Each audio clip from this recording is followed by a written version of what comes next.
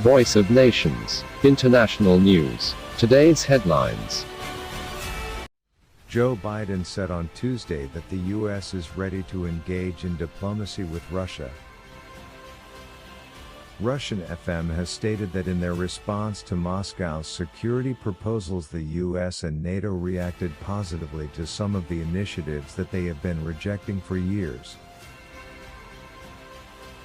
The southern and western military units of Russia have started returning troops to their places of permanent deployment after drills, Russian Defense Ministry spokesperson said on Tuesday.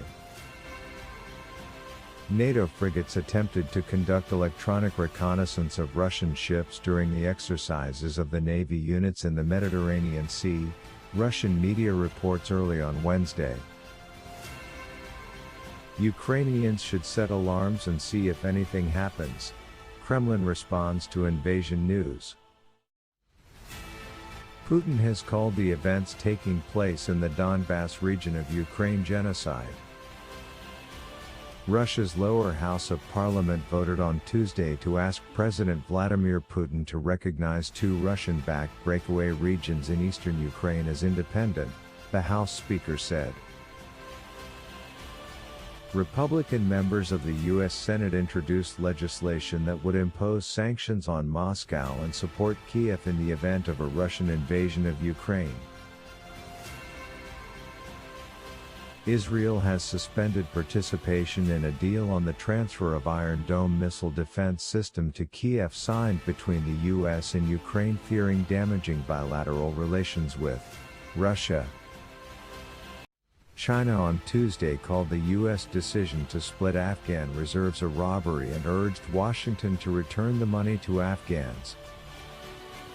The Taliban on Monday warned that it would reconsider its policy towards the U.S. if U.S. President did not reverse his unjustified decision to return only half of Afghanistan's $7 billion deposited on U.S. soil. In Dua, wearing a hijab is an innocent practice of faith and not a display of religious jingoism, the lawyer representing Muslim students seeking the right to wear the traditional headscarf told the Karnataka High Court on Tuesday.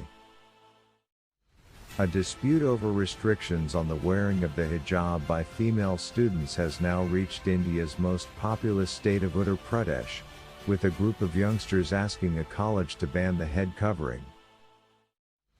Saudi Arabia embraces its first-ever female basketball generation.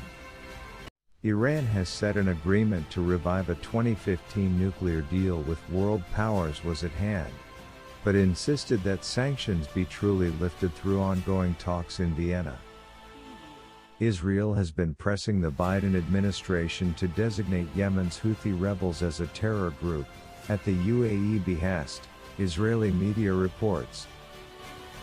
Israeli President Isaac Herzog is preparing to visit Turkey, his office said Tuesday, in a rare trip following years of frayed ties between the two countries. Our mutual goal is to carry our bilateral relations to much higher levels in all areas, Erdogan affirms Turkey's investment potential in landmark UAE visit.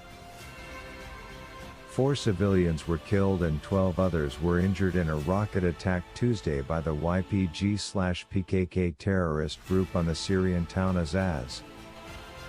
If the conditions are no longer met for us to be able to act in Mali, we will continue to fight terrorism alongside the other countries of the Sahel, which are quite demanding, the French FM said. Saudi Arabia is the second largest market in the region after the UAE. The global chief executive of Rolls-Royce said that sales in the Gulf reflected the fact that regional economies were succeeding in their strategy of reducing dependence on the oil price,